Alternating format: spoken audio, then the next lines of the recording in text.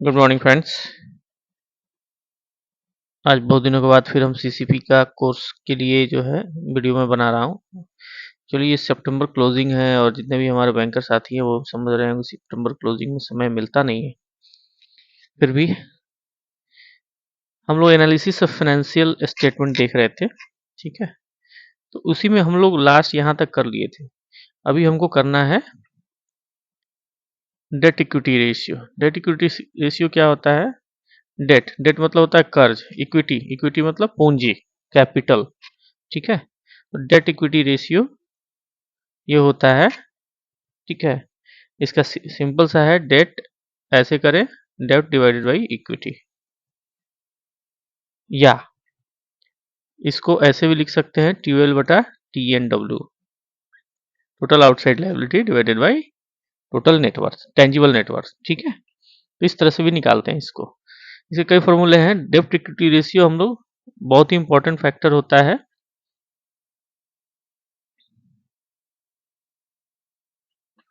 आइए देखते हैं इसमें क्या है डेट इक्विटी रेशियो का। देखिए, एक क्या है debt equity ratio of the long term और टोटल डेप्ट, ठीक है, to the share holders equity, जो मैंने पहले कहा। तो इसमें क्या होता है, the relationship between borrowed fund and owners capital is popular measure to long term financial solvency of come. मान लीजिए कि 1 रुपए का कैपिटल है, इसके बदले में कितने रुपए की बोरोइंग उसने की। हम लोग कहते हैं ना डेब्ट इक्विटी रेशियो, ठीक है। कितना है डेप्ट हमारा, अगर 1 रुपए का डेप्ट है, अगर इक्विटी हमारी 2 है, मीन्स ये क्या है,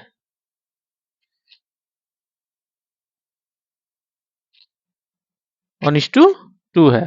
1:2 कहने का मतलब क्या हो गया कि 1 रुपए, एवरी 1 रुपए का, जैसे मान लीजिए कि आपका जो है ना 1 रुपया का जो है, यहाँ पे आपको बताते हैं, मान लीजिए कोई डेप्ट इक्विटी रेशियो दिया है 1:2, ठीक है। मतलब हर 1 रुपए की आपके पास क्या है, आपके पास for every rupees outside liability कितना है, firm has 2 rupees of owner capital.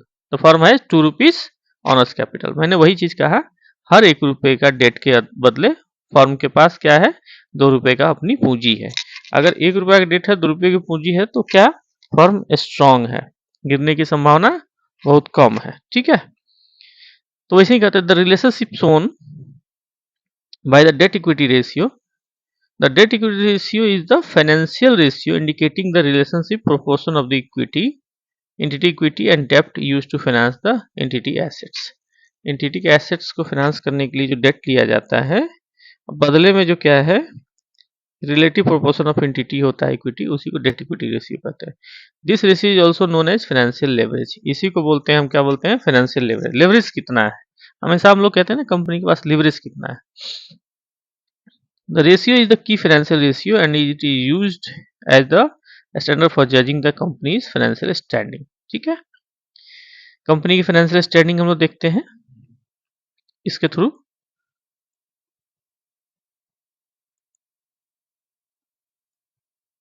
ठीक है, it is also a measure of company ability to repay its obligation. इससे कंपनी का क्या होता है, इससे कंपनी का पता चलता है कि कंपनी के पास एबिलिटी है कि नहीं डेट को पे करने की, ठीक है। जितना ज्यादा पूंजी होगा, जितना डेट कम होगा, उतना ही कंपनी अच्छी होगी, ठीक है। When examining the health of the company, it is critical to pay the attention to debt equity ratio, ठीक है। If the ratio is increasing, the company is being financed by creditors rather than from its own financial sources. अगर ratio increase कर रहा है, डेप्ट equity ratio इसका increase कर रहा है, तो समझिए कि उसको जो है फाइनेंस बाई क्रेडिटर्स, क्रेडिटर्स आ रहे हैं ना, किसी किसी में देखते हैं आप लोग, क्या पूंजी अगर 2 रुपए की पूंजी है बट उसके पास क्रेडिटर्स 10 रुपए का है, ठीक है, और डेटर्स उसके पास 8 रुपए का है, ठीक। ऐसे करके लोग फाइनेंशियल स्टेटमेंट बनाते हैं rather than from on its financial sources which may be dangerous trend. The ratio is being calculated. देखिए, डेट इक्विटी रेशियो क्या हो सकता है, टोटल TOL बटा TNW, ठीक है। TOL बटा TNW मतलब टोटल आउटसाइड लायबिलिटी, और डिवाइडेड बाई टेंजिबल नेटवर्थ, ठीक है। तो टेंजिबल नेटवर्थ किसे बोलते हैं, टेंजिबल नेटवर्थ में आपका हो जाता है फर्म या कैपिटल का, फर्म या कंपनी जो भी हो उसका कैपिटल, ये पूंजी, प्लस उसके साथ कंपनी अगर है तो उसके साथ फ्री रिजर्व हो जाएगा, प्लस उसके साथ इसके साथ आपको घटाना है इंटेंजिबल एसेट्स, ठीक है। इंटेंजिबल एसेट्स ये आप घटा देंगे तो आपको मिल जाएगा TNW, टोटल नेटवर्थ, ठीक है। Lower value of debt to equity ratio are favourable indicating less risk. अगर मान लीजिए 1 रुपए के बदले 2 रुपए का पूंजी है, ठीक है, या 1 रुपए के बदले 5 रुपए की पूंजी है, 1 रुपए के लोन के बदले 5 रुपए का कैपिटल है, तो ये रिस्क फ्री है ना, या लोअर रिस्क है। रिस्क फ्री तो नहीं कह सकते, लोअर रिस्क है। Higher debt to equity ratio is unfavourable because it means that the business relies more external lenders thus at a high risk. अब ज्यादा अगर उसके पास डेट है, पूंजी कम है, ठीक है, तो किस पर डिपेंड कर रहा है, वो बाहरी लेंडर्स पे डिपेंड कर रहा है अपनी अपनी जरूरतों को पूरा करने के लिए, especially at a higher interest rate. Optimal debt equity ratio is considered to be at about 1, ठीक है, 1 होना चाहिए, that is liability is equity। हमें 1 रुपए की लाइबिलिटी के बदले 1 रुपए की इक्विटी मिनिमम चाहिए, मैक्स, ठीक है, इतना होना ही चाहिए।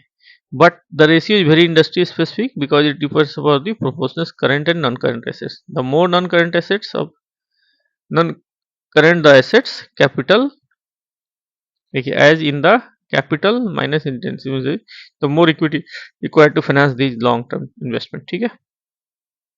अब देखिए डेप्ट इक्विटी रेशियो क्या है, is an important tool of financial analysis to appraise the financial structure of the form.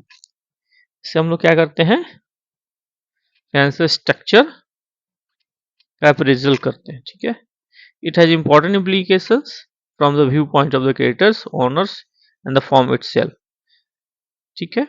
A high ratio indicate, देखिए अगर रेशियो हाई है लार्ज, तो उसमें क्या इंडिकेट करता है, large share of financing by the creators of the form, ठीक है। लार्ज फाइनेंस हो रहा है, लार्ज शेयर जो है उसका क्या हो रहा है, फाइनेंस किससे हो रहा है, क्रिएटर्स, ठीक है। A low ratio implies a smaller claims of the creditors, creditors कम होगा, जहां पे लो रेशियो होगा उसके पास में क्रिएटर्स कम होंगे।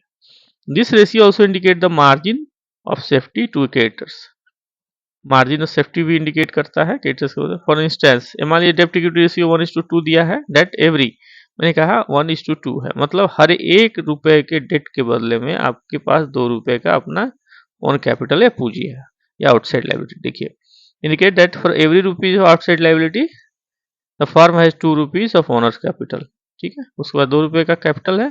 For the stake of creditors it is half of the owner, creditors के लिए क्या है, ये हाफ है, ठीक है ना, हाफ ही तो है, 2 का ये है तो 1/2 है, हाफ है। This implies that there is a margin of safety to the extent of 66.66% available है to the creditors of the firm. The firm would be able to meet the obligations of the creditors even if the value of assets declined by 66.6. Conversely, if the debt equity ratio is 2:1, it implies a safety margin 1/3 to the creditors.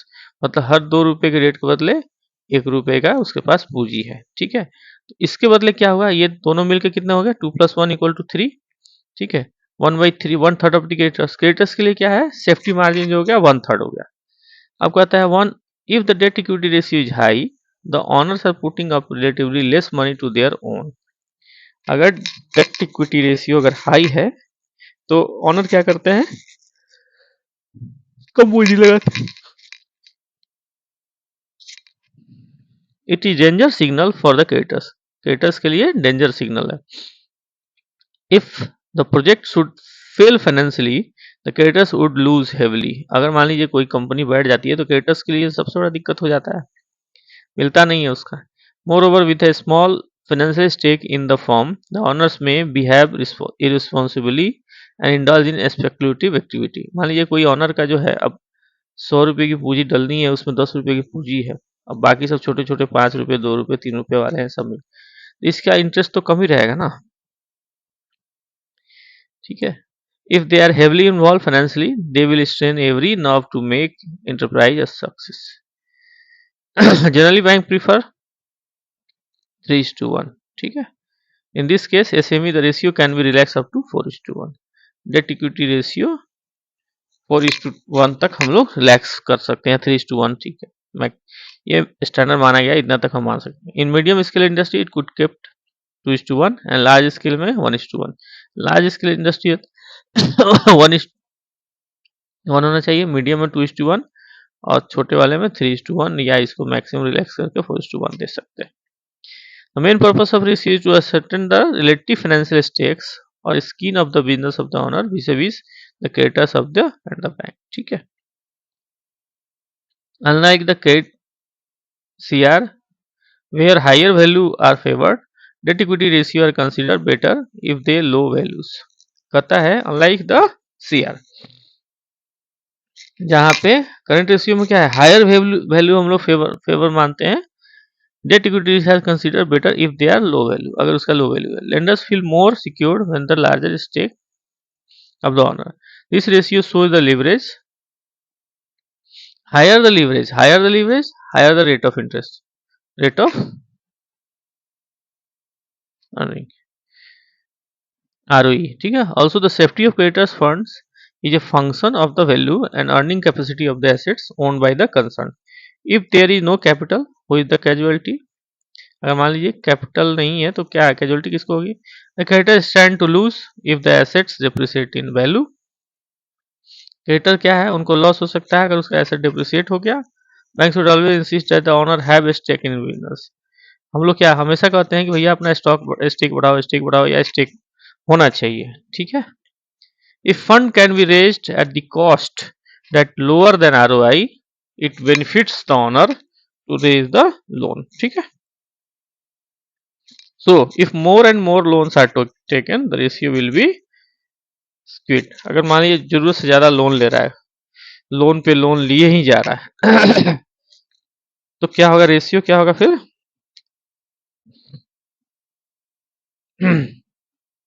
Sorry friends,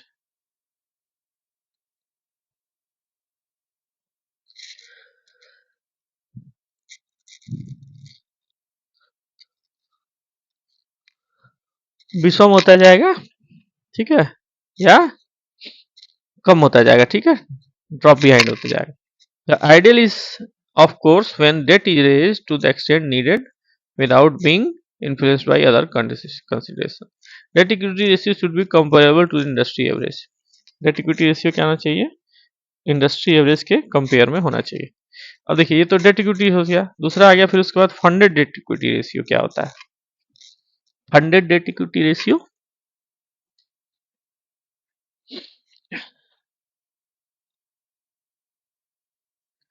ये हो जाएगा, वहां था टीओएल बटा टीएनडब्ल्यू. ठीक है. Total outside liability divided by tangible net worth. ठीक है. यहाँ क्या हो जाएगा, यहाँ हो जाएगा आपको total term liability divided by net worth. ठीक है. ठीक है. Funded date equity ratio shows the relationship between term liability and equity. It is compared at funded debt equity is equal to total term liability divided by net worth. The industry ratio should be used as a norm for comparison. A funded debt equity ratio is relevant in case of new project. अब मान लीजिए कोई नया project लग रहा है तो वहां पे इसका रिलेवेंसी बनता है.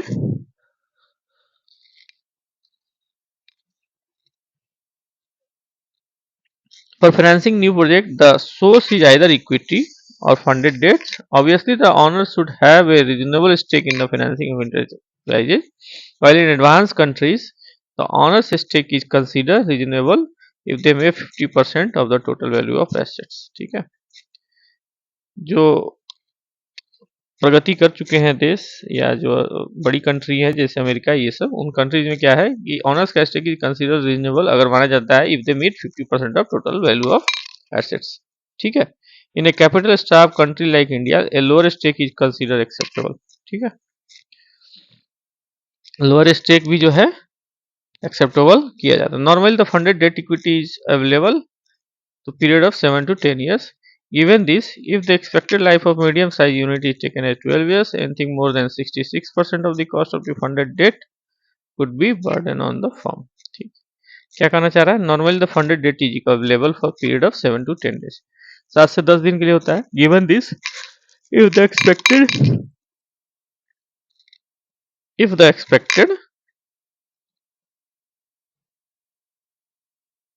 could be burden. The answer is how much should be the funded debt depend upon the average life of the project. ठीक है. एवरेज लाइफ प्रोजेक्ट के ऊपर डिपेंड करेगा and the income generation of the unit to repay the debts. ठीक है. अब डीएसीआर होता है, आपने दो चीज देखा, date equity ratio, funded date equity ratio. Date equity ratio का क्या हो गया, TOL बटा TNW, ठीक है, total outside liability divided by tangible net worth, ठीक है। टेंजिबल नेटवर्थ में क्या होता है, capital plus free reserves. Tangible network कैसे निकालते हैं, TNW capital plus free reserves, और इसमें से माइनस कर देते हैं, माइनस क्या करते हैं बताइए, माइनस इंटेंजिबल्स एसेट्स, ठीक है, इंटेंजिबल एसेट्स, ठीक है। अब देखिए इसके बाद नेक्स्ट वाला क्या था, फंडेड। फंडेड वाला था total term liability divided by net worth, ठीक है। उसी तरह date service coverage ratio, date service coverage ratio, तीन चीज हो गया, डेट वो सर्विस करता है उसका रेशियो क्या है। तो date service coverage ratio is a very important ratio used extensively by lenders to check if the borrower company has sufficient cash flow to pay the installment of the debt. Many times the decision for extending term loan depend upon the ratio. हम लोग जब भी TL देते हैं ना तो उस समय हम DSCR जरूर निकालते हैं।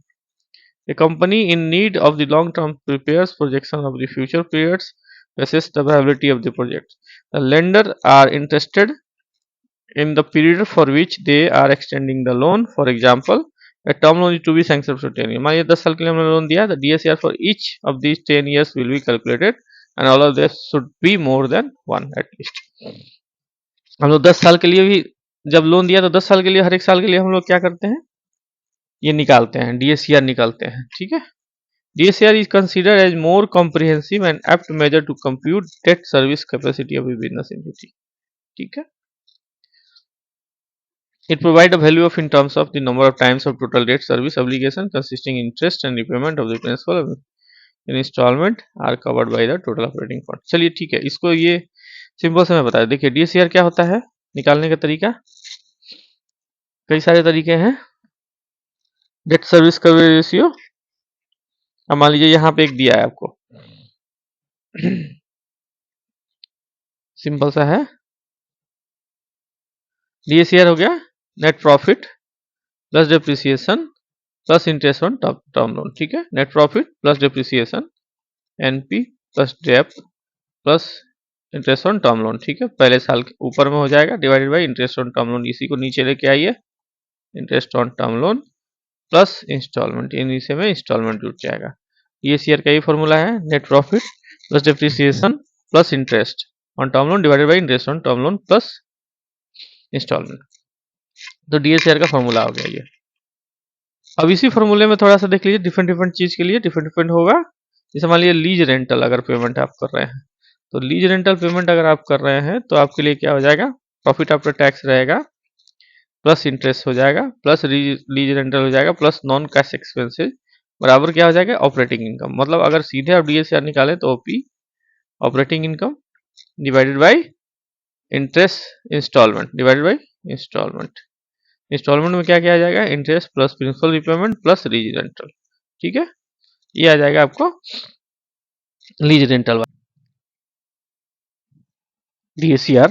अगर लीज रेंटल वाला कोई हो तो आपको उसमें लगाना है, क्या लगाना है,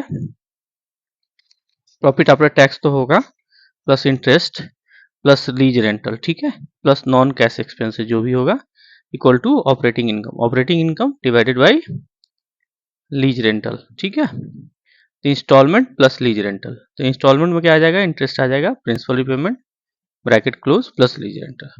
तो this ratio is calculated as the year is repayment of installment plus interest divided by net profit plus depreciation plus interest. DSCR is the for a term loan is calculated for the years over which the loan repayable. जितने साल के लिए हम loan repay बनाते हैं उतने ही साल के लिए DSCR भी कैलकुलेट किया जाता है। If average DSCR over the life of the loan that is cumulative numbers numerical divided by cumulative numerator for the entire period of loan is at the satisfactory level, then the company is considerable to be service the term loan, ठीक है। तो अब ये consider किया जाता है कि company जो है टर्म लोन का सर्विस कर सकती है। The ratio shall be minimum 1.5। Minimum कितना होना चाहिए 1.5. If the average DSCR is satisfactory but the initial year the ratio is less than 1.5, the bank may consider smaller term loan installment for the earlier years and increase in the later on. मान लीजिए उसको जो है increasing order में instalment बना देंगे. ठीक है, मिनिमम 1.5 होना चाहिए एवरी DSCR. ठीक है, हर साल के लिए DSCR अलग निकलेगा क्योंकि उसके लिए फिर आपको PAT plus depreciation plus interest on term loan divided by interest on term loan plus instalment, यही डालना है ना, दैट इज कॉल्ड DSCR. ठीक है, तो ये आपको हर साल के लिए निकालना पड़ता है. लेकिन अगर वो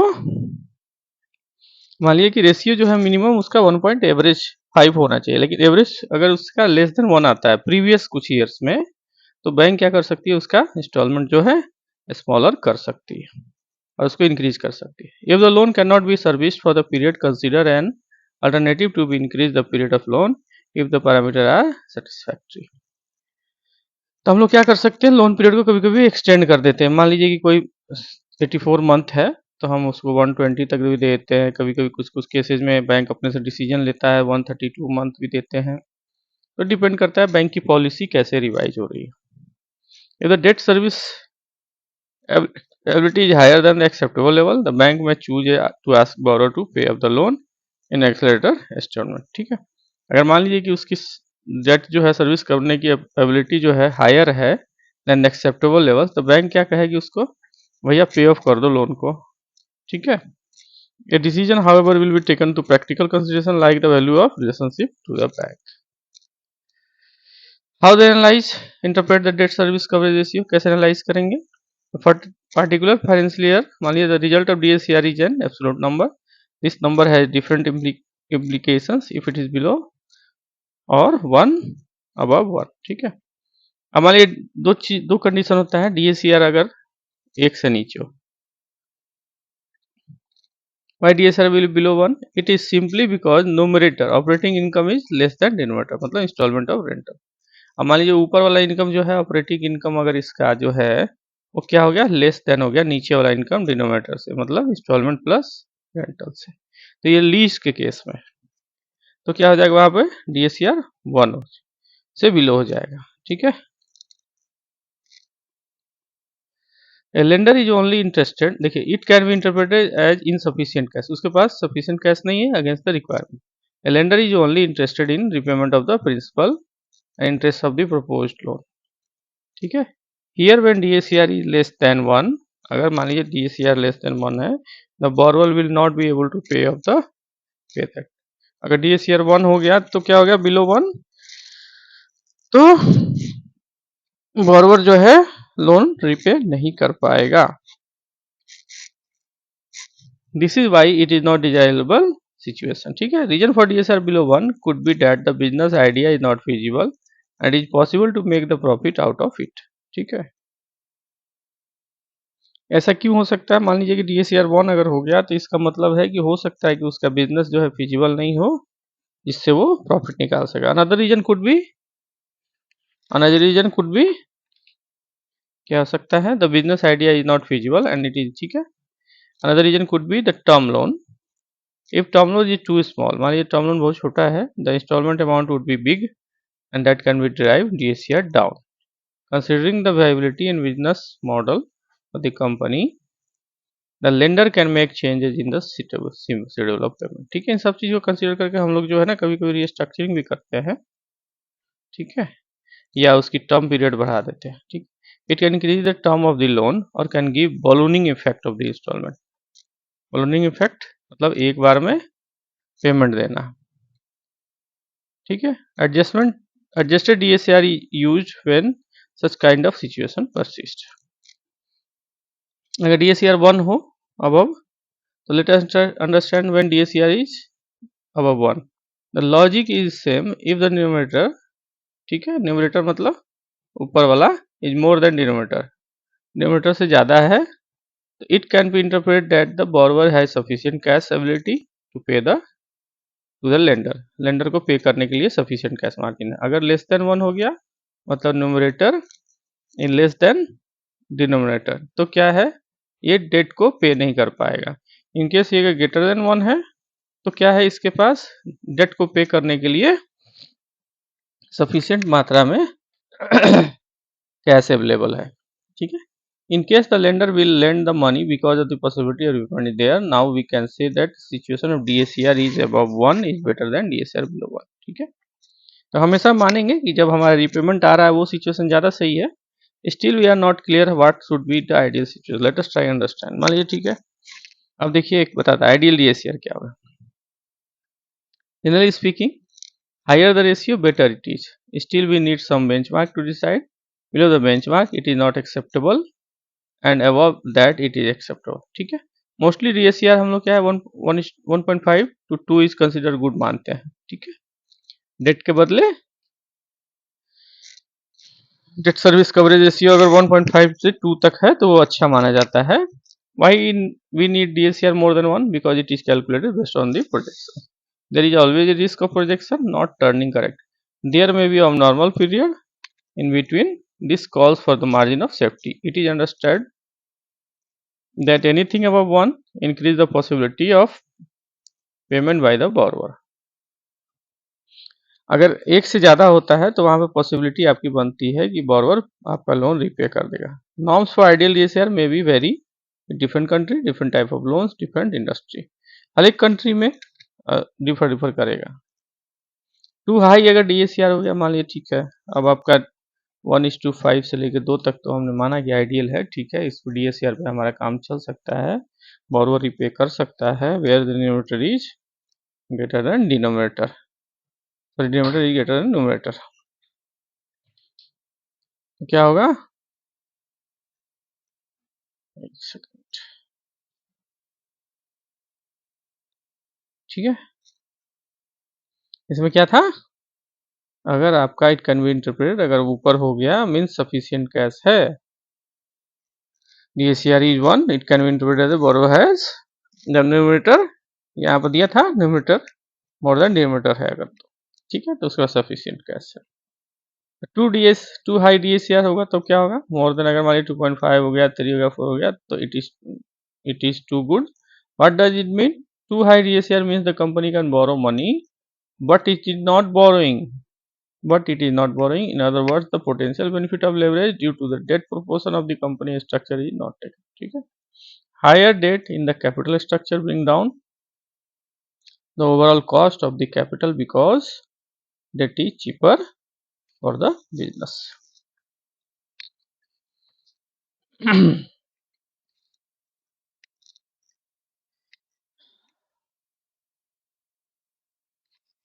चलिए फ्रेंड्स, इसमें तो बहुत सारी चीजें हैं, आप इसको थोड़ा स्लो करके देखिएगा।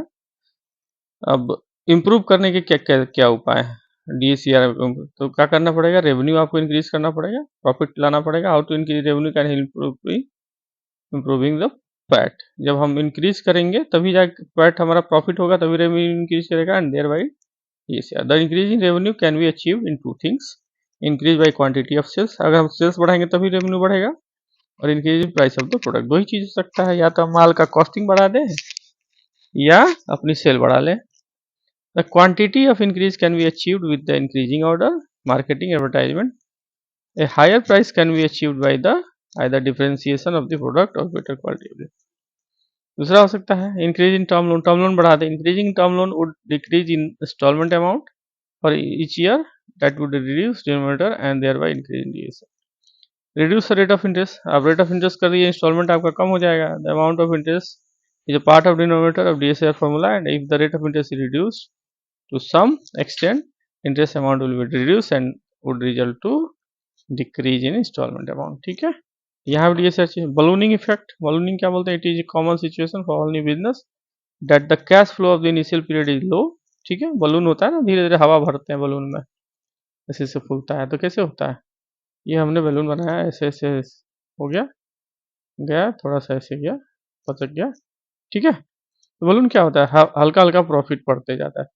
Only business that the cash flow of the initial period for low to the low capacity utilization, तो उसी कारण से हम लोग बलूनिंग रिपेमेंट भी देते हैं, बलूनिंग रिपेमेंट भी देते हैं। नए नए को स्टार्टिंग में इंस्टॉलमेंट कम होगा और फिर इंक्रीज करता जाएगा। Adjusting the instalment with the fashion of the cash flow, that is keeping lower instalment for first few years and then increasing name is called ballooning effect. This makes the DSCR comfortable for both initial years as well as later years. Otherwise DSCR would be too low in the initial period of and too high in the later period. ठीक है, turnover ratio किसे बोलते हैं?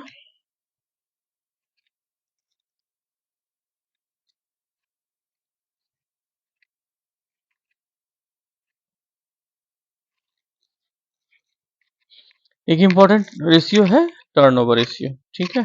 Turnover ratio तो क्या हो जाएगा, net working capital divided by current ratio, relate to the liquidity of firm as a whole, ठीक है। Another way to examine the liquidity is to determine how they quickly certain current assets are converted into cash. Current assets जितनी जल्दी cash में convert होगा उतना benefit है। The ratio to measure these are referred as a turnover ratio. In fact, liquidity ratio are not dependent upon the activity ratio. Poor debtor or inventory ratio limit usefulness of credit ratio and ATRs.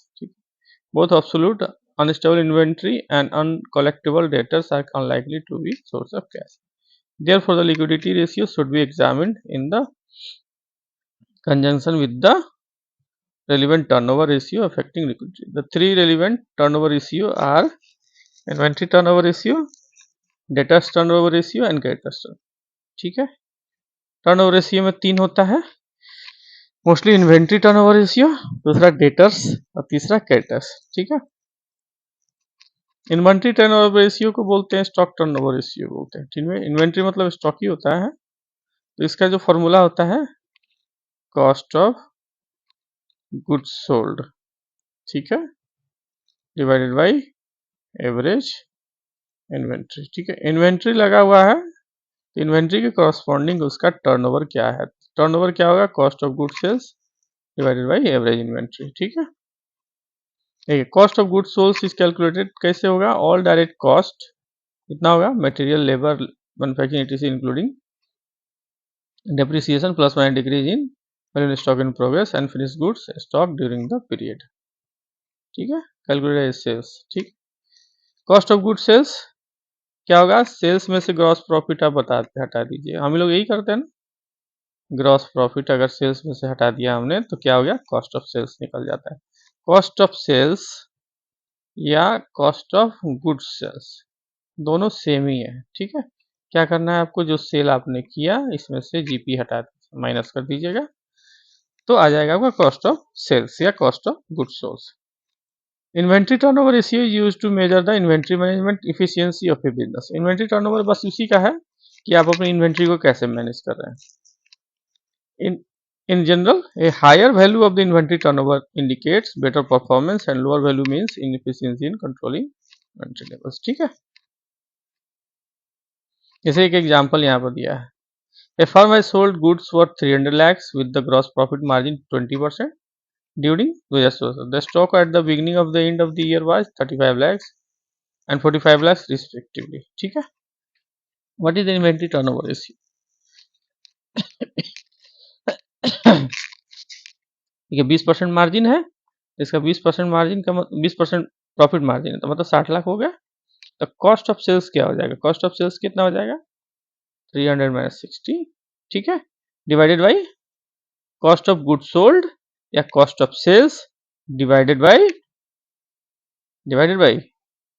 फिर से एक बार देखिए, divided by क्या होगा, average inventory. तो average inventory कितना हो गया, कॉस्ट ऑफ गुड सोल्स आपका आ गया 60 डिवाइडेड बाय एवरेज इन्वेंट्री कितना है, यहाँ देखिए, the stock of the beginning of the end of the year is equal to 35 lakhs respective.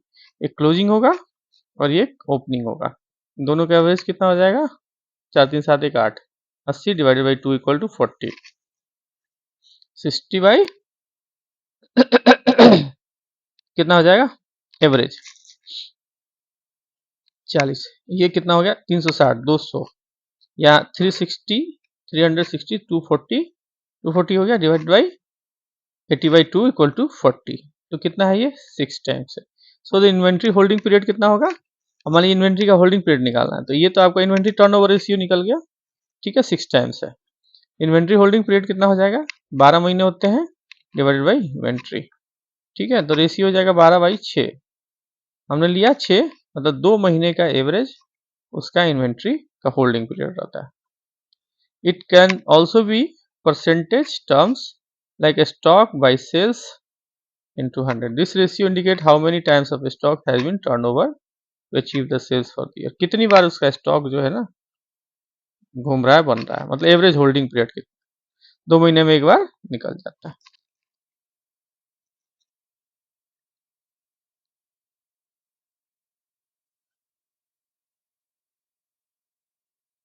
इसमें इसी में कई सारा है. अब raw material turnover ratio, raw material consumption by average raw material inventory, holding period क्या होगा, average raw material inventory divided by raw material consumption 665 into. ठीक है. टर्नओवर रेशियो बहुत ज़्यादा नहीं देखना फ्रेंड्स, वही जो मेन था वो देख लिए, इतना है कि आपको ज़रूरत नहीं पड़ेगी. ठीक है. अब डेटर्स टर्नओवर, इन्वेंट्री हो गया, डेटर्स हो गया. डेटर्स टर्नओवर या डेटर्स वेलोसिटी रेशियो इसी को बोलते हैं. डेटर्स टर्नओवर रेशियो क्या हो जाएगा, net sales, net credit sales divided by average traders, trade debtors. नीचे में ट्रेडर्स, वहाँ इन्वेंट्री था, यहाँ traders. Net credit sales divided by average. मान लीजिए एक एग्जांपल यहाँ दिया हुआ था, firm has credit sales of 240 lakh during the 13/4. Outstanding debtors at the beginning and and of the year 2750 and 3250. ठीक है. तो दोनों का एवरेज डेटर्स कितना हो गया, ये आप जोड़िएगा, 27.50 प्लस 32.50, ये हो जाएगा 000, 7 9 1 10, 3 5 1 60. ठीक है. 60 हो गया, डिवाइडेड बाई 2 इक्वल टू 30. ठीक है. अब कहता है 240 है, तो नेट क्रेडिट सेल्स कितना है, 240 डिवाइडेड बाई 30, 8 टाइम्स हो गया. ठीक है. डेटर्स का कलेक्शन पीरियड कितना हो जाएगा, 12 महीने होते हैं, डिवाइडेड बाई 8, 1.5 महीने का आपका कलेक्शन पीरियड. तो ये आपका डेटर्स टर्नओवर रेशियो हो गया. डेटर्स टर्नओवर रेशियो हो गया total sales divided by debtors. इसको देख लीजिएगा, एवरेज कलेक्शन पीरियड वही है जो हमने एक बार में अलग अलग करके बताया, वो इसको इसने थोड़ा सा समरी बना दी. क्रेडिटर्स में वही हो जाएगा, net creditors divided by average creditors. ठीक है. यहाँ देखिए, क्रेडिट परचेज हो गया 180 lakh, amount creditor to creditor beginning at the end of the year 4250 और 47, दोनों को डिवाइड कर दिए 2 और 180 यहाँ हो जाएगा 4, तो कितना हो जाएगा 12/4 बार 3 मंथ का क्रेडिटर्स टर्नओवर रेशियो. ठीक है.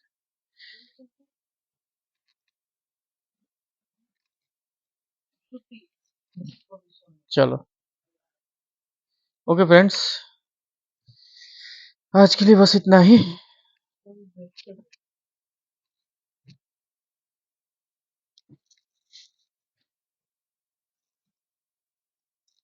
नेक्स्ट आगे पढ़ेंगे हम लोग प्रॉफिटेबिलिटी रेशियो.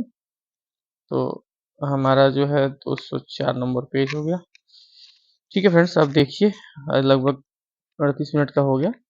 अगर आपको चैनल अच्छा लग रहा है तो लाइक ज़रूर करिए, शेयर करिए और सब्सक्राइब करिए. ठीक है. थोड़ा सितंबर क्लोजिंग है, तो इसलिए जो इस मंथ एकदम बिल्कुल ही वीडियो नहीं आया. बाकी मैं कोशिश करूँगा कि हर दिन या हर अल्टरनेट डे आपको एक इस पे वीडियो में देता हूँ. Okay friends, thank you.